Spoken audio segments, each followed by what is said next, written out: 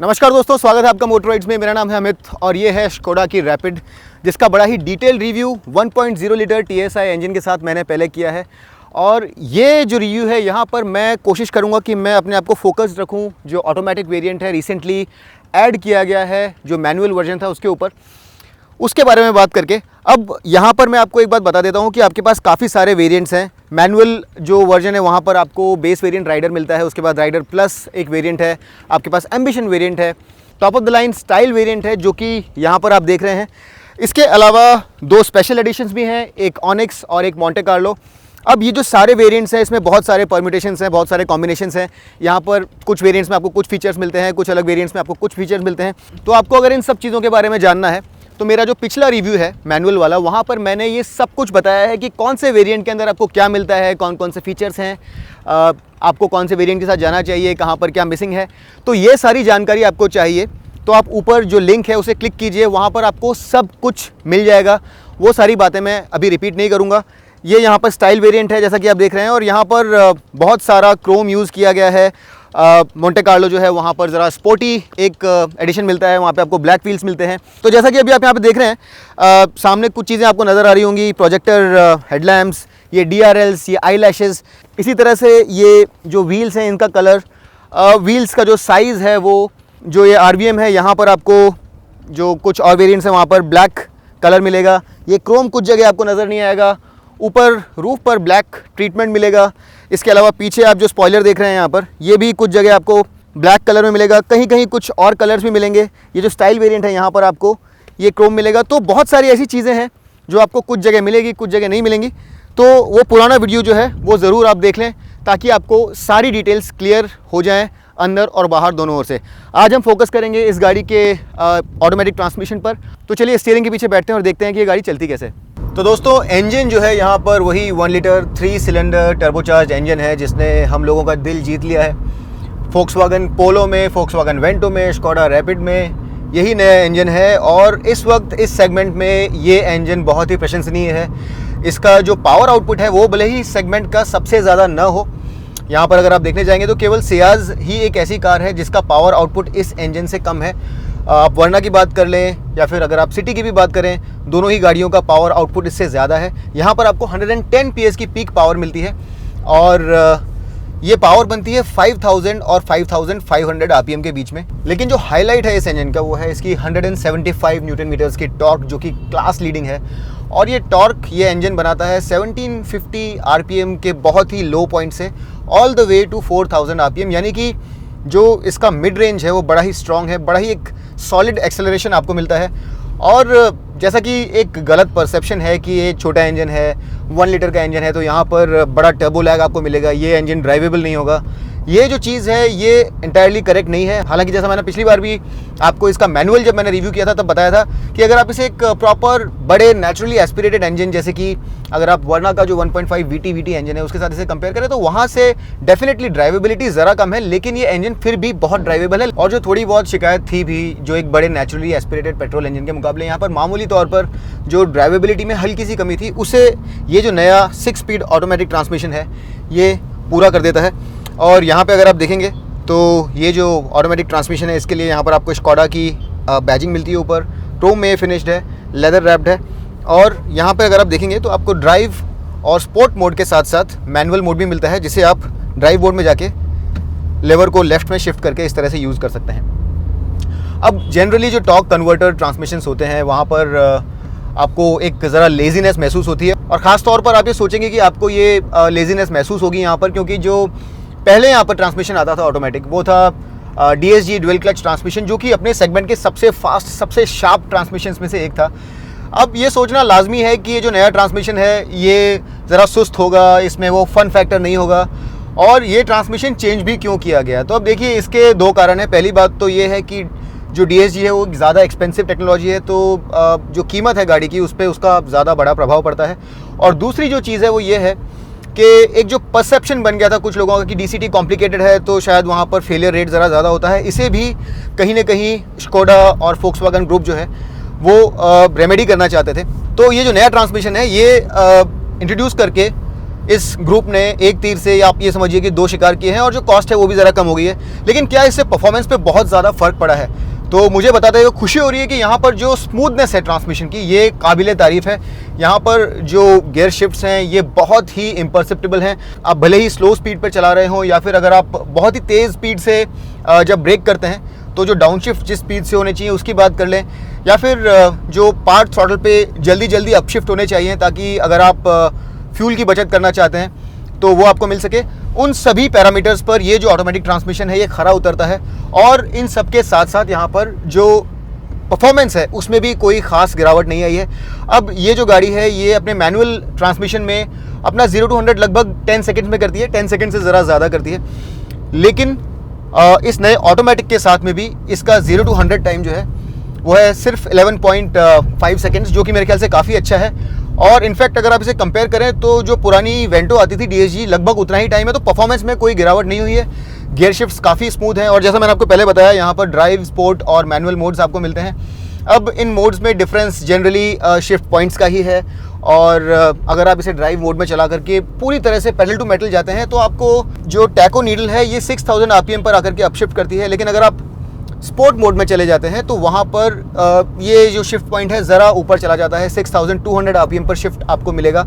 और अगर आप मैनुअल मोड में से शिफ्ट कर देते हैं और मैनुअली शिफ्ट करते हैं तो फिर आपको 6500 RPM तक ये जो टैको है जाने देता है और वहाँ पर जाकर के अपशिफ्ट होते हैं। शिफ्ट्स बहुत ही स्मूथ हैं जैसा मैंने बताया। और अनलेस आप निट पिक ही कर रहे हो, अगर आपने ठान ही लिया है कि आपको कुछ बुराई निकालनी है तो ही आप इस ट्रांसमिशन की कुछ बुराई करेंगे। अदरवाइज़ मुझे इस ट्रांसमिशन में, इसकी स्पीड में, ऑब्वियसली ये DSG जितना शार्प नहीं है, लेकिन स्मूथनेस के मामले में अगर आप बात करें या फिर इसका जो जनरल क्विकनेस है उसकी बात करें तो किसी तरह की कोई शिकायत करने का मौका मुझे नहीं मिला।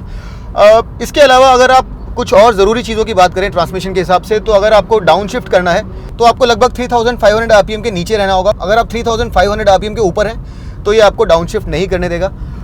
उसी तरह से अगर आपको अपशिफ्ट करना है तो जनरली 1500 RPM जो है उससे अगर आप नीचे हैं तो ये आपको अपशिफ्ट नहीं करने देगा। तो ये इस इंजन का कैरेक्टर है। ऑब्वियसली यहाँ पर अगर पैडल शिफ्टर्स होते तो और भी मज़ा आ जाता, क्योंकि ये जो गाड़ी है ये इस सेगमेंट की सबसे ज़्यादा ड्राइवर फ्रेंडली गाड़ी है। और इस ऑटोमेटिक के साथ एक कन्वीनियंस के अंदर भी जो इजाफा हुआ है ये इसे बहुत ही डिज़ायरेबल कार बना देती है। अब जहाँ तक राइड और हैंडलिंग की बात है, इसके ऊपर बड़ा ही डिटेल्ड विश्लेषण मैंने मेरे मैनुअल वर्जन का जो रिव्यू है उसके अंदर किया है, लेकिन फिर भी मैं कुछ ज़रूरी चीज़ें आपको बता देता हूँ। यहाँ पर जो स्टीयरिंग में वेट है, जो एक गाड़ी की फील है, जो फर्मनेस और सॉफ्टनेस का एक बैलेंस है, वो इस गाड़ी का मेरे ख्याल से इस सेगमेंट में जितनी भी गाड़ियाँ हैं सबसे बेहतरीन है। आउटराइट स्ट्रेट लाइन परफॉर्मेंस के हिसाब से अगर आप देखें तो होंडा सिटी जो है वहाँ पर सबसे ज़्यादा परफॉर्मेंस आपको मिलेगा। लेकिन अगर आप ओवरऑल बैलेंस की बात करें, जहाँ पर आपको एकदम सही फील मिले, प्रॉपर ड्राइव फील मिले, जहाँ पर अगर आप इसे कॉर्नर्स के चारों तरफ चला रहे हैं तो एकदम सही प्रिसिशन मिले और बड़ी रीअश्योर्ड हैंडलिंग मिले, तो मेरे ख्याल से स्कोडा रैपिड आज की तारीख में इस सेगमेंट में जितनी भी गाड़ियाँ हैं उन सब में सबसे ज़्यादा एंथुसियास्ट फ्रेंडली गाड़ी है। और ये चीज़ मेरे ख्याल से इस नए ऑटोमेटिक ट्रांसमिशन के साथ भी लागू होती है। ये आप में से जो लोग एंथुसियास्ट हैं उन्हें भी काफ़ी हद तक इम्प्रेस करेगा।